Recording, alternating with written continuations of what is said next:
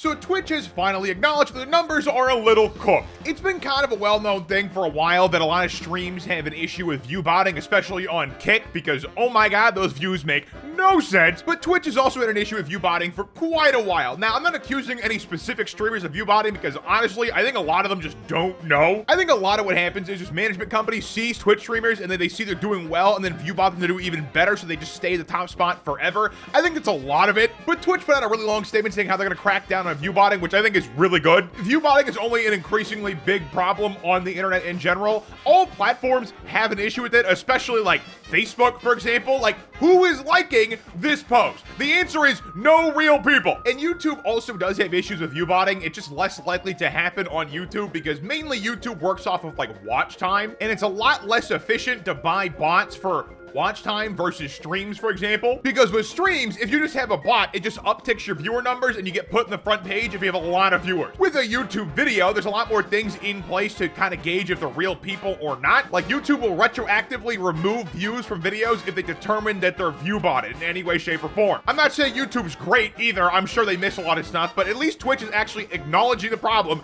and doing something about it. This is a good thing. And some people on Twitch will definitely see their viewers go into life support mode. And if you need life support from like a doctor, for example, check out my sponsor down below, ZocDoc. They help you find a doctor. It's real good and easy. But I would be shocked if there wasn't some big streamers that lost a big chunk of viewers. And again, I'm not accusing them in particular of view botting. I really truly think Twitch streamers are not capable of doing that, if I'm being real. But I would not be surprised if a management company view botted them, or if someone just didn't like them and view botted them to try to get them banned. That is definitely a thing that people do. And with the way Twitch ranks streams based off viewership, pushing you to the top if you have more viewers, it makes sense that people would view bot. It's always going to be a problem. There's also a huge incentive to view bot. Like, if you get 10K viewers on Twitch and then up it to 20 with view bots, that's like double your pay and sponsorships. Like, there's a lot of incentives for people to view bots, so it makes a lot of sense why it happens on Twitch and other live streaming platforms pretty frequently. And to be clear, I don't even think Twitch is the worst offender. I think Kick is way worse. I don't know what's going on with Kick numbers, okay, but they are not real. The viewership numbers on Kick, a objectively smaller platform, just don't add up. But if you do watch any Twitch streamers, check their viewership and see if it drops significantly, because if it does,